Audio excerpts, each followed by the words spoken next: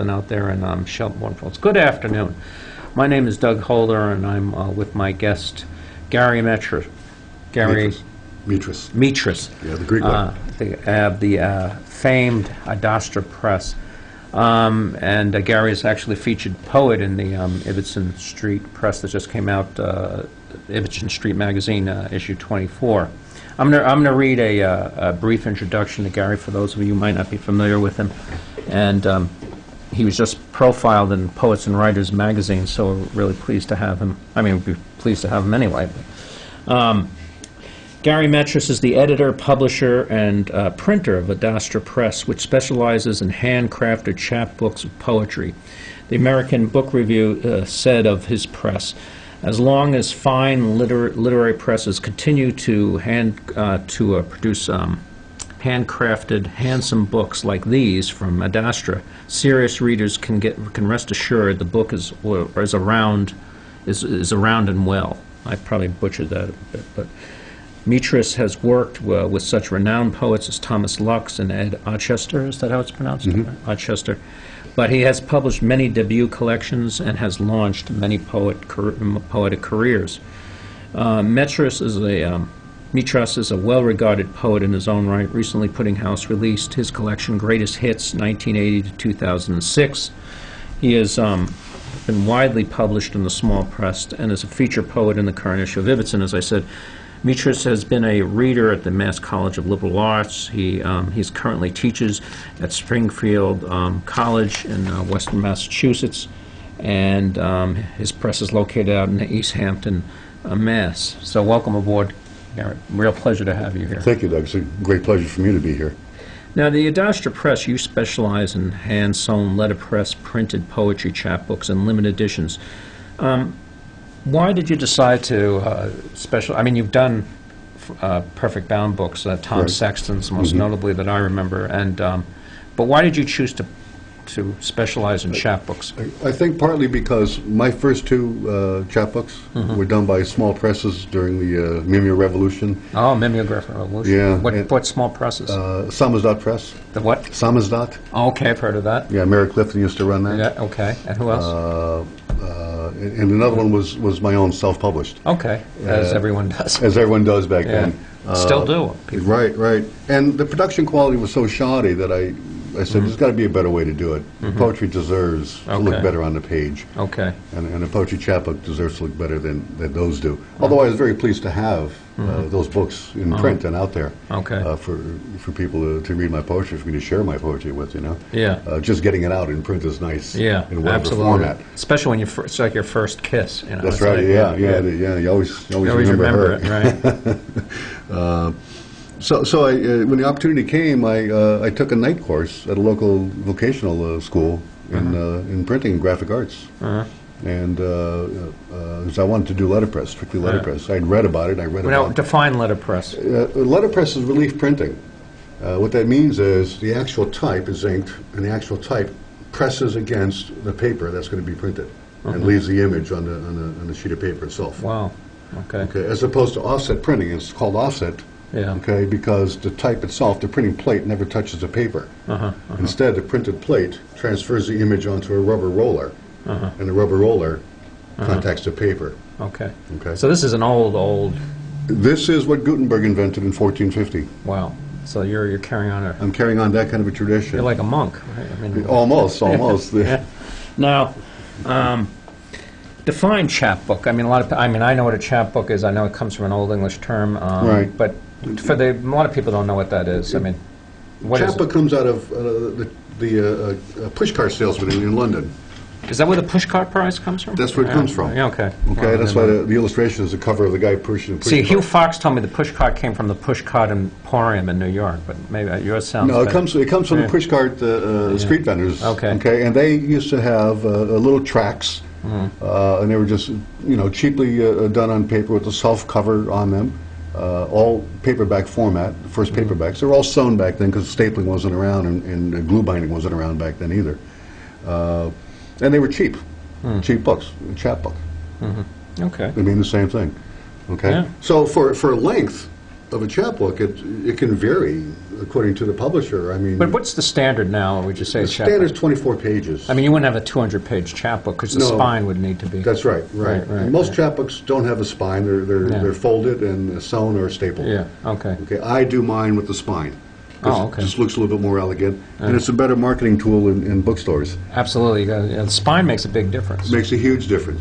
Yes, it makes all the difference. Yeah. My chapbooks actually look like mini books, just Yeah. slimmer books than most poetry books are. Right. But you right. can have, I mean, Godin for a while was doing the chapbook series. Uh-huh. They're all 64 pages, they're all hardcover, and they all had spines on them. A lot of publishers are doing chapbooks. Like Saraband, I know, does Yeah. a chapbook series, and others, Yeah. and very, Penske has been published by, in a Right, chapbook form. right. And, Boa Editions was doing yeah. a special chapbook thing, and Yeah. a new thing now is the American Poetry Society, whatever it is, they're doing a series of 4 chapbooks a year now. So chapbooks are taken more seriously, I think. Very much so. Yeah, people, and the beginning poet can do it. It's sort of like a calling card. Now, did you apprentice? You said you took a vocational. Did you apprentice with any printer at all? No, I mean, I'm self-taught as far as Self-taught. doing books are concerned. Okay. Okay, but I use a couple other publishers as my models, Okay. and I've taken books apart Uh-huh. to see how they're put together. Okay. And that's basically how I learned to do it. And reading the old texts, and things like Blumenthal's book, The Art of Printing. Okay. That's the standard, the Bible Yes, of the business. yes, it is. Yes. You have a number of collections of poetry published, including Greatest Hits 1980 to 2006, released by Pudding House. Are your standards, do you think, as high for your own poetry as it is for your publishing? This is something that it took me a long time to realize, that I was subconsciously writing my own poems based upon how good the poems were that I was accepting to publish. What I mean by that is I would find similar techniques in line breaks and stanza formats and use of metaphor as I was finding in the better poets that I was publishing and applying it to my own writing. And then after a while it became conscious in myself, and I started to realize that some of the poets I published earlier on anyways weren't as good as my own poetry. Not to sound, too egotistical about my own poetry, but I've been published, fairly well and stuff like that. So I use my own poetry as a criteria for some other poets in accepting their manuscripts. And it seems in the poems that I've read of yours, there are similarities, of course, in the poets that you published. I mean, hey, it's your press, it's your taste. I mean, what's your definition of a good poem? I mean, I know I'll always quote Auden, who said, "When I read a good poem, I cut myself while shaving," or something like Sure, that. Right? sure. How about you? You don't and- shave much, but Yeah, no, not a lot. Not me either. But I do shave every day. Yeah, you got to Just do the outlines. I wrote a poem about that, sculpting. Yeah, the beard. Sculpting his beard at night. Yeah, So we're brothers of the beards in Right, that right. kind of a way. Right. Which is always good. I think. Well, I'm not sure what I think about that actually. So go ahead with the next question then. Okay.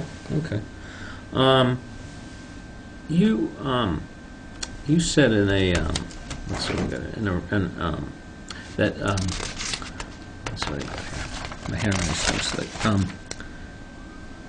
You said that when you get a manuscript of poetry, it has to present a graphic challenge for you.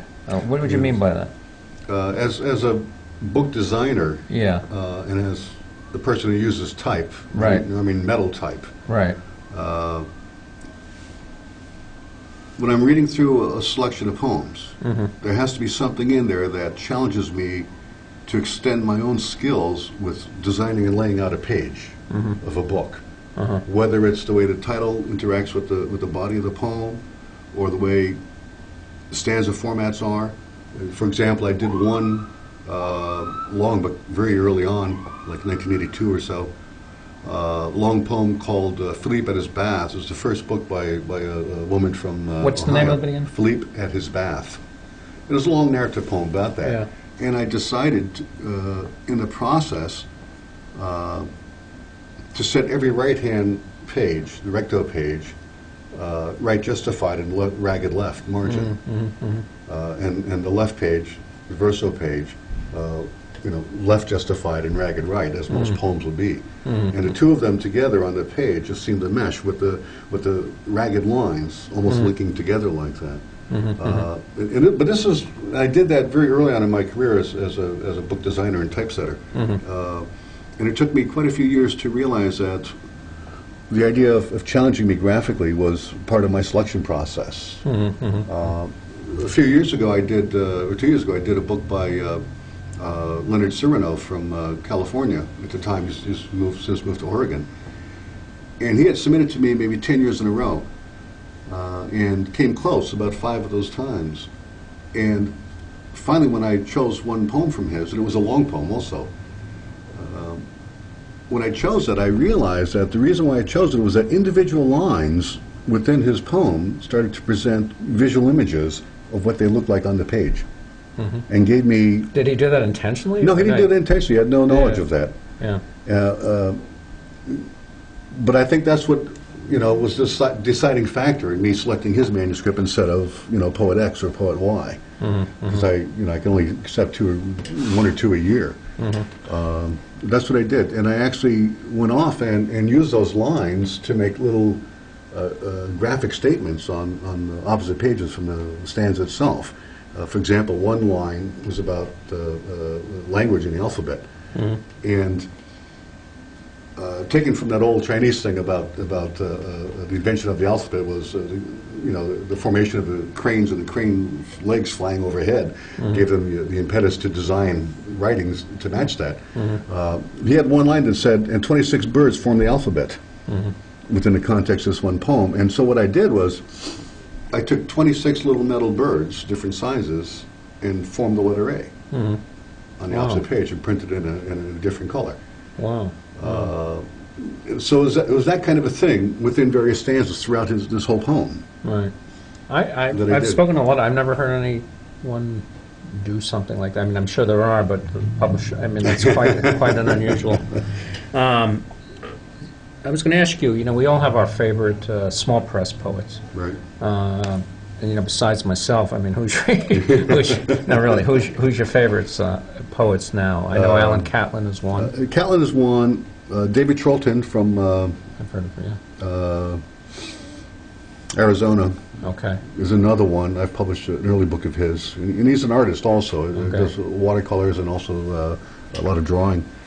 Michael Casey, a Lowell, Mass native. I've published 2 collections of his, and will probably do a third.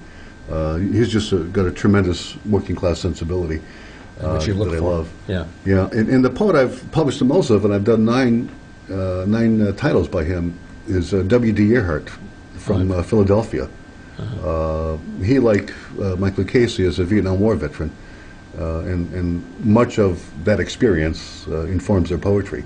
Have you have any connection with William Journey? I know I go there a lot. I was on a small press panel out there. It started by Kevin Bowen, Vietnam veteran. Yeah, no, I've not had any contact with them. Oh, that's unusual. Yeah. Would you like to? Perhaps, because I've published 3 Vietnam veterans. One from because a friend of mine is Michael Casey. I'll tell him about that. Yeah, I mean, you should. I mean, definitely, it would be great. Yeah.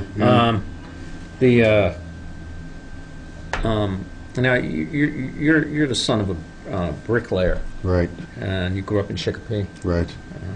Beautiful Chicopee, right? Yeah. Now, what would your father say, or what did he say about your passion for printing poetry? Did he live to see you do this? Yes, he did, and he thought it was just wonderful. And and he was a bricklayer, yeah. He was a bricklayer. So he liked the hands? Like the hand things, and I worked with him on weekends when I was a teenager growing up, and after high school, coming from a pretty down-and-out working-class family, I didn't have much prospects of going to college. But you taught high school, yeah? Oh, well, I went to college in a J. Bill afterwards. Yeah. That kind of a thing. Yeah.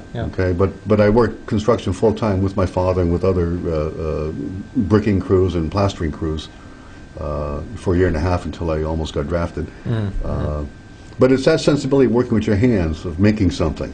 Because I remember as a kid on Sunday family drives in western Massachusetts, as we went by various places, my father would point out buildings he had worked on.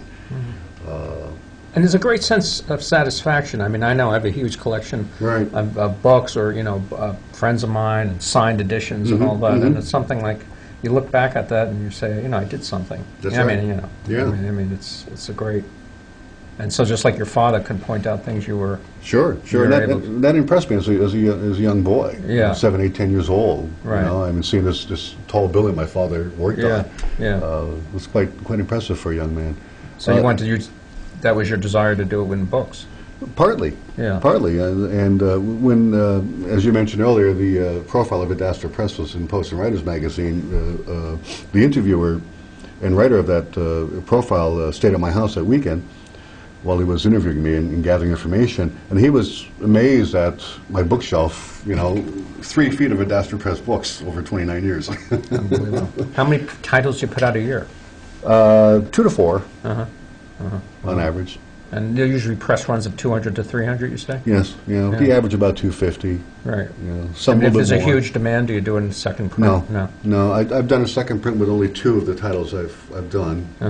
One of them it was a woman's first book. She was from Right. New Mexico, and she was incensed that I only did 200 copies. And actually, the books sold out pre-publication with advance orders. But I mean, just to even have an Adastra book, even if it's just one copy, is quite a badge of honor, and the people are impressed. Yeah, it is. I had one young woman. I did her first book, and she was still in grad school at Emerson, actually, getting her MFA at Emerson. And apparently she approached her poetry writing professor that fall and said she just put together a chapbook manuscript and was thinking of sending it to Adastra Press. And that poetry professor, I won't mention any names or anything like that. Bill Knott? It was Bill Knott. And I don't know Bill Knott at all. I know his work. But Bill Knott said to her, if you want to publish a chapbook, publish with Adastra. Yeah. So I bet there are a few people who got tenure because they had an Adastra book. No, seriously. I don't know. That's possible. It's possible. But I do know one poet who got accepted into the Goddard MFA because he had an Adastra chapbook.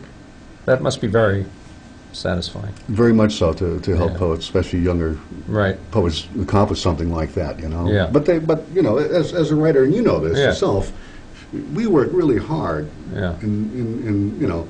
In our loneliness to write, to get the poems down, Yeah. to hope they say what we want them to say. Absolutely. Revision. Yes. Now, we got a few more minutes I want to ask you. But I wanted to say one more thing about the bricklayer thing. After working as a high school teacher for a number of years, and it's a mental job. Right. I mean, there's You were an physical- English teacher, I I was an imagine? English teacher in high school, so there's a lot of correcting, a lot of reading that you're doing.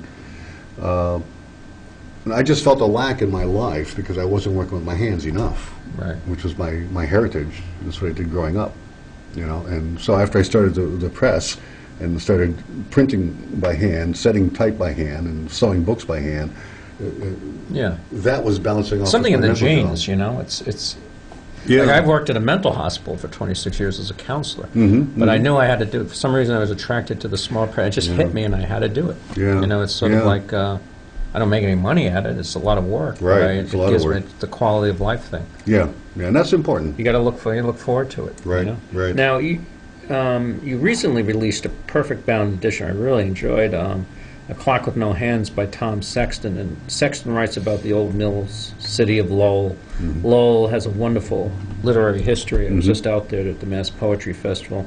Of course, being the home of Jack Kerouac, and Sexton went to school. Right. What is it about this down-at-the-heels mill town that inspires the literary imagination? You think? I think the idea of physical sweat when you're working for someone else to make some kind of a product, even if you're just doing one small piece of it on an assembly line kind of work, accumulates. And robs, actually, as it's accumulating, robs from the soul, because you're working, to the schedule and whistles going on and off for lunchtime and everything else. And because it can be so draining of the human spirit, I think, that those that have the sensitivity to write about it end up writing about it. It's a wonderful foundation, I think.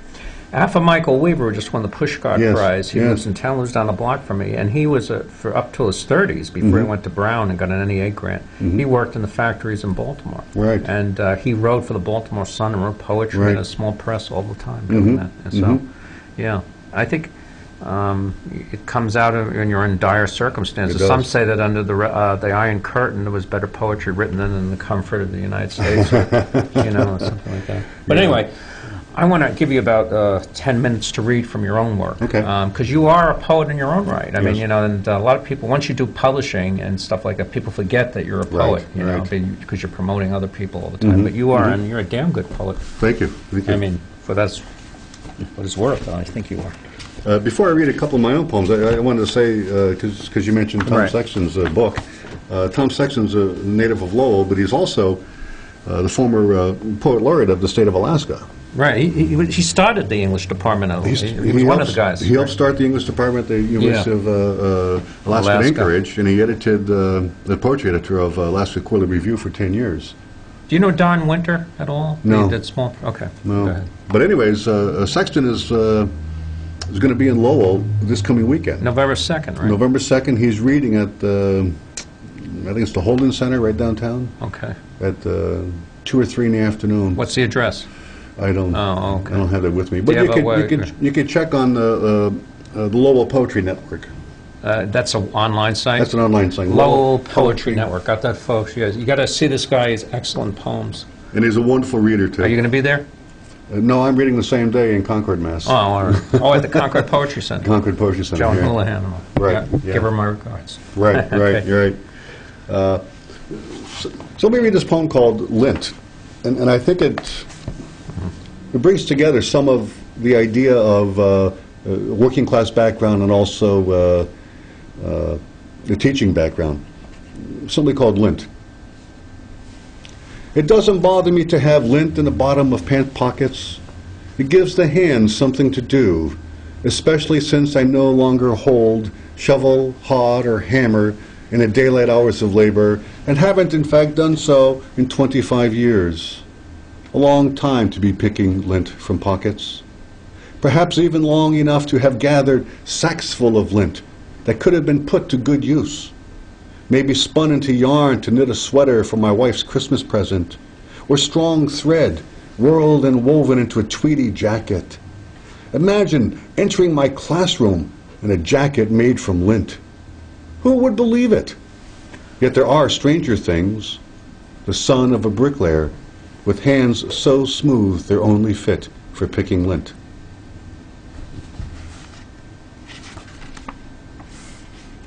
Let me go from there to a poem that came out of my teaching experience called Today's Lesson. And this was a poem that it took me maybe 12, 15 years to write. And I keep a folder in my desk where unfinished poems are in it and ideas for poems are in it. And when I don't have any good ideas for any new poems, but I have the urge, the impetus to write, I go to that folder and take something out and see if I can work on it. And that's what I did with this poem, which was sitting in that folder for maybe 12 or 15 years before I got it right. It's called Today's Lesson. Can a good man do evil? Is today's question. The first answers are yes.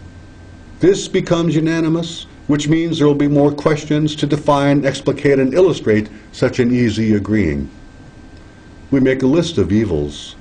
We all agree these are evil. Then we ask, which one of these is most evil? After arguing for rape and child abuse, we choose murder. So we make another list of murder words. Shoot, execute, bump off, rub out, blow up, strangle, choke, destroy, massacre, slaughter, manslaughter, homicide, hit, assassinate, terminate, exterminate, liquidate, annihilate, drive-by shooting, execution, slay, shed blood, suicide, kill. And we stare at the list, shocked, breathless, until someone asks, if a cop kills a bank robber, is he evil? Is the cop evil? The first answers are no.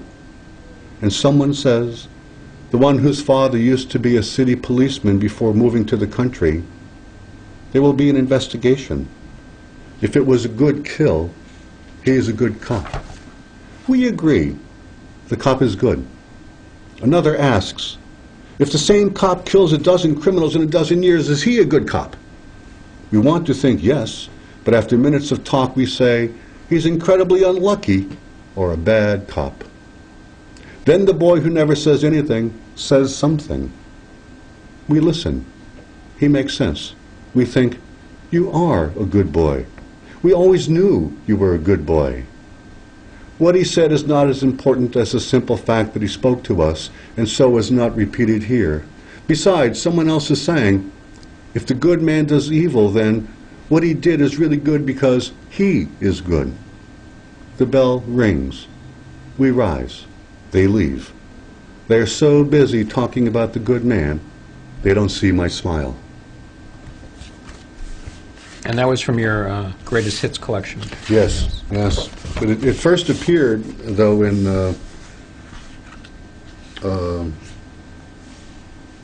a collection called Today's Lesson, after that poem there, which was inspired and published by a former student of mine. If someone wanted to purchase Adastra books, I mean, do you have a website?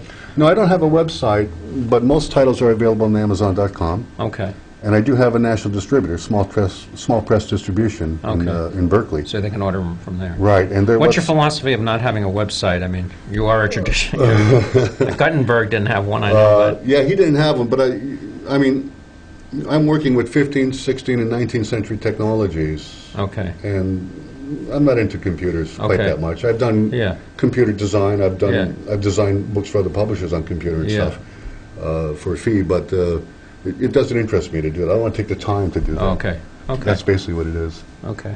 Yeah. I just came back from a trip to Greece and Turkey. Kind of an anniversary gift my wife and I gave ourselves. And traveling has always inspired me, and archaeology has always inspired me, and the Greek myths are just, just so wonderful. I want to read a poem from that experience. Okay. The Room of Faces. A room in an Athens museum is all heads on pedestals, a maze of gods and mortals, their marble hair cascading like water, chins clean or curled with beard, mouths caught in oration or the stern calm of leadership. For some, the noses are smashed, the lips cracked as valleys after earthquake, and along the walls, shells of heads broken, oddly angled, as if they doubted the hearts of all who pass, seeming so intact. And in the eyes of each one, a story, a message, though these too are lost. Someone is saying, in the cellar are drawers of feet and bins of hands, but there are no rooms of feet on display, no rooms of hands pointing or curled around empty staff, spear, or thunderbolt. And how could those compare to foreheads precise with history, to these silent, knowing stares, heads without bodies, and elsewhere, bodies minus heads? Experts on such things arguing for centuries over which goes where, about the angle of face and neck, grain of stone, color of marble, site of unearthing. Here, then, the immortals, heroes, philosophers, ideas we live by, even if they can't be named. I think you might have time for one more, but if not, we'll just, for the purposes of the tape, you want to read a short one? Okay, let me read a short one. And you're reading at the Concord Poetry Center, right? Next Saturday, this coming Saturday. Next Sunday. At yeah, what it's time? part of the Concord Festival of Authors. I think it begins at 3 o'clock. There'll be a whole sequence of authors reading there. Here's a short one, a little bit political. My son-in-law's older brother came back from a short stint in Afghanistan on May Day this past year. And it's okay. Do it for the tape. Okay. So let me read this poem. May 31, 2008. A bus arrives at the guard base, and 24 soldiers emerge into a cloud of cheers and hysterical flags. Women and mothers weep. Children leap onto striped arms heavy with experience. Even the parents of the dead are here, standing straight, waving their small flags for the larger family. The high school band is all stars and stripes. The old American Legion boys are here, at attention, saluting. The mayor is smiles and handshakes. It is a good day, and the war goes on. Thank you. Thank you. Let me get this out.